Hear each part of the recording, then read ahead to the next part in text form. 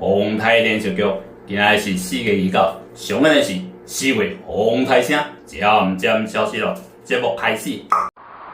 ，3号台风先发到底会不会来呢？我们来看一下，目前 98W 是在东经110度北纬9度的地方，也就是南沙群岛的西南方向大概460公里，越南的东南方向大概330公里的交界处行进速度中间时速只有30中间气压值1006答案是它走的方向偏向北方，渐渐的会来到南海附近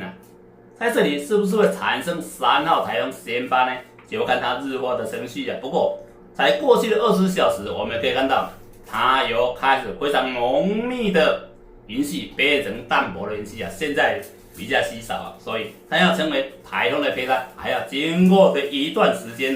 不过昨天在东海的低压现在已经来到日本的上空了，而且中间气压值已经降到998，也是台风的等级到底它会不会被编为3号台风先发呢？我们持续来锁定这个气压会不会被编为台风它的行进速度非常的快，高达43公里它走的方向偏向东北方向，会进入到日本海域，然后向温带慢慢移动。也许就是因为它会进入温带，所以没有编为3号台风先发，是不是有这个可能呢？我们持续的锁定，它会不会被编为3号先发呢？都是在南海，因为